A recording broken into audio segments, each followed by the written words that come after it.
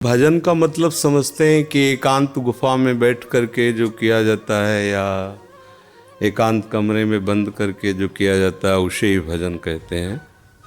वो भी एक भजन का एक अंग है, पर उसे सांगोपांग भजन नहीं कहते। सांगोपांग भजन कहते हैं पहले ये स्वीकार करना है संपूर्ण सृष्टि श्री भगवान की है, इसे आस्तिकता कहते हैं और ये सत्य वस्तु है। वेद और उपनिषद जिस बात को प्रमाणित करते हैं वही बात प्रमाणित मानी जाती है।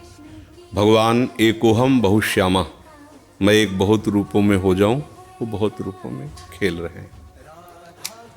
आप उस सृष्टि में भेजे गए हैं अलग अलग सेवाओं के लिए।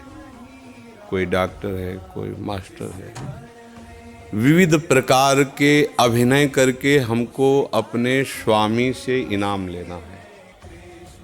किसी को वैरागी का अभिनय है, किसी का रागी का अभिनय है, लेकिन सबका एक अब स्वांग दिया गया है। अपने स्वांग को ठीक से निभा लो तो इस माया प्रपंच से मुक्त हो जाओगे, इनाम मिलेगा। अगर तुम मास्टर हो तो बच्चे में भगवत भावना करके और शिक्षा रूपी भजन उसको दो। जो जिस क्लास की शिक्षा ईमानदारी से आपके अंदर यही हो कि हे प्रभु, आप बालक रूप से हमारे सामने आए हो, मैं आपको शिक्षक रूप से शिक्षा दूंगी।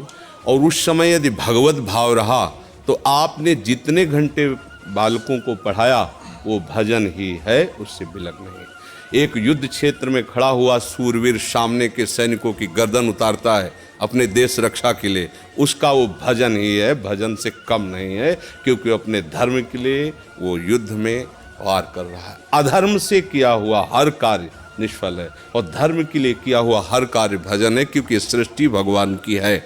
अगर एक केवल मान लिया जाएगा कि माला चलाना इतना ही भजन है तो वो भजन के सर्वरूप को नहीं जानता है। अगर ऐसा ही हो तो अर्जुन जी कह रहे हैं श्री भगवान से कि मैं संन्यास लेकर के विरक्त होकर मांग कर खाऊंगा, पर मैं युद्ध नहीं करूंगा क्योंकि इसमें हिंसा होती है। और श्री भगवान कह रहे हैं कि नहीं, तुझे युद्ध करना ही होगा।